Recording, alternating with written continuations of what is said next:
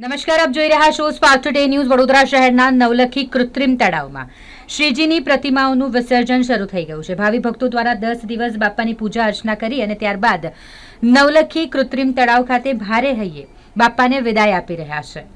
ભક્તો દ્વારા ગણપતિ દાદાની દુઃખ સાથે વિદાય કરવામાં આવી રહી છે। આવતા વર્ષે બાપા ફરીથી જલ્દી આવે તેવી આશા સાથે તમામ જે શ્રીજીના ભક્તો છે તેઓ બાપાનું વિસર્જન કરવા માટે નવલખી કૃત્રિમ તળાવ ખાતે પહોંચ્યા છે। અહીં પોલીસ દ્વારા સુરક્ષાને લગતી તમામ વ્યવસ્થા કરવામાં આવી છે। સાથે જ કૃત્રિમ તળાવ ખાતે બોમ્બ સ્ક્વોડ અને ડોગ સ્ક્વોડને સાથે રાખીને ચેકિંગ પણ કરવામાં આવ્યું છે।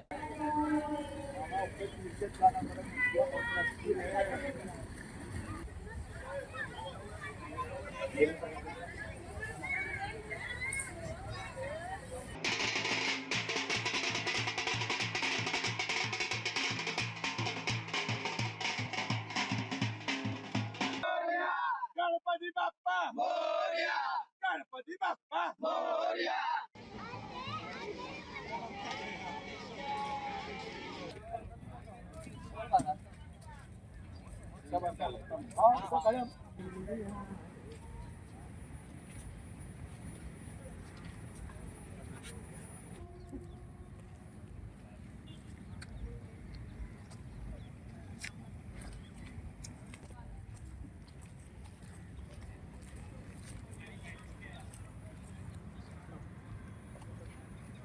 ઘર સૂનું થઈ ગયું છે। આખો દિવસ ગણપતિ બાપા મોરયાથી ઘર ગુંજી રહ્યું હતું।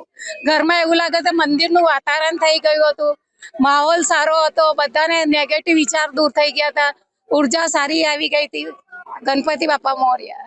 દુઃખ તો બહુ જ થાય, રડવું આવે કે આટલા 10 દિવસ આપણી જોડે સાથે રહ્યા અને હવે જતા રહ્યા, પણ એમના ઘરે જાય છે એ જાણીને બી આમ ખુશી થાય છે કે એમના મમ્મી પપ્પા પાસે જાય છે પાછા।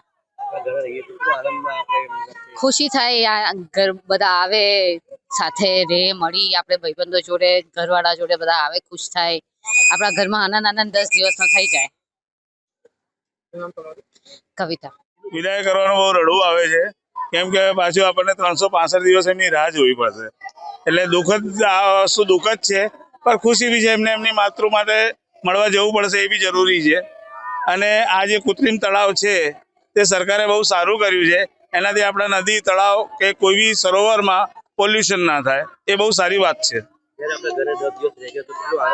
બહુ આનંદ ઉલ્લાસ, સવારે એવું લાગે છે ઉઠીએ છીએ તો ગણપતિ બાપ્પા મોરયા, અને રાત્રે સુઈએ છીએ તો બી ગણપતિ બાપ્પા મોરયા।